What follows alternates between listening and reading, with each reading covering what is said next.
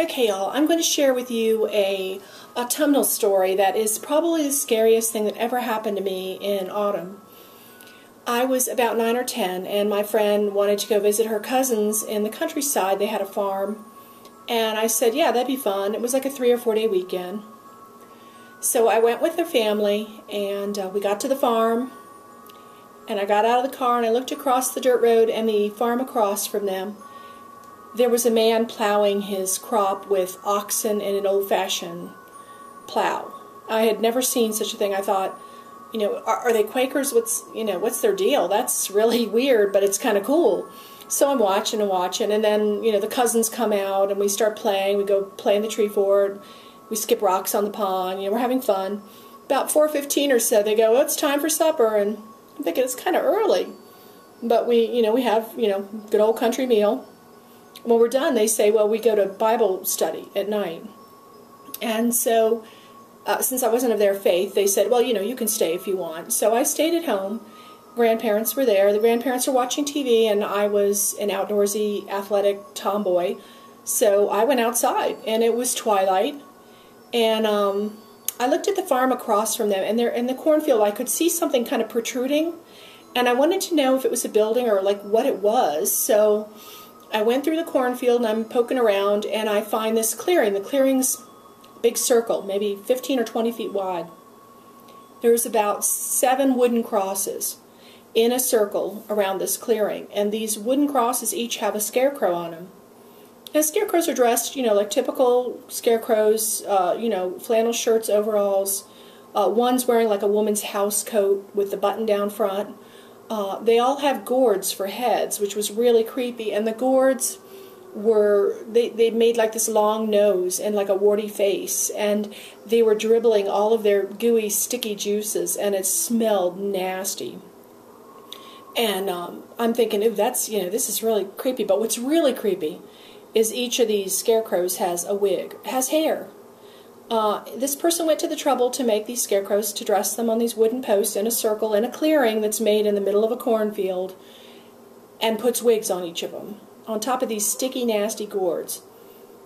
And I look in the middle of the circle, there's like a pit, like a little dirt hole, and it's filled with burnt wood. So I know he's had some kind of a bonfire there.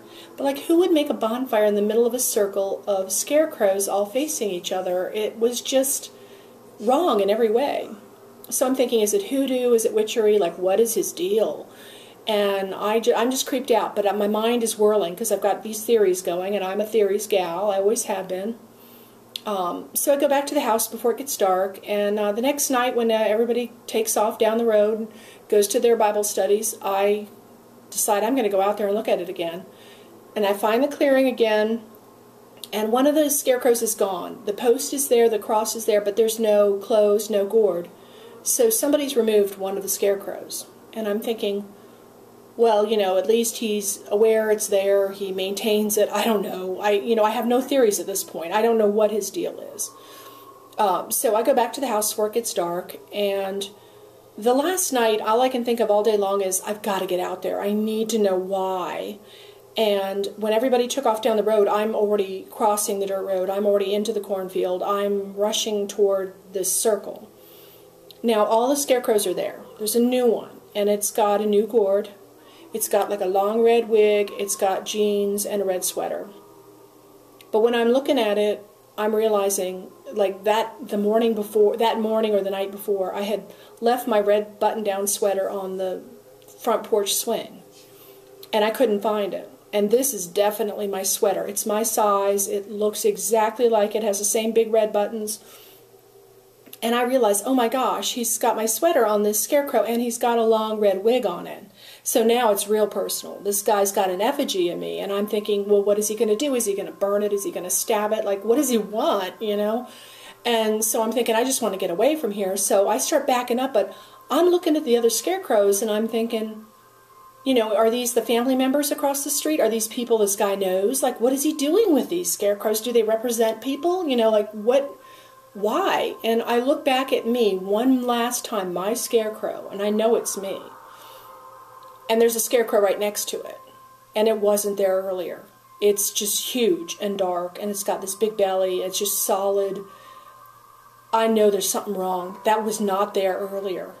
And then it takes a couple steps at me, and I'm in the corn. I'm backed up all the way, and I hear this farmer's voice go, "Get out of my property."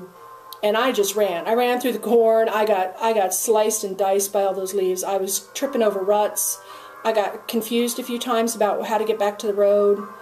And when I got back there, I mean, all I could think of is, you can have your effigy, you can have my sweater, whatever you want. Just, leave me alone. I mean, I could not explain it. I still to this day have no idea what that guy's deal was, but that was scary.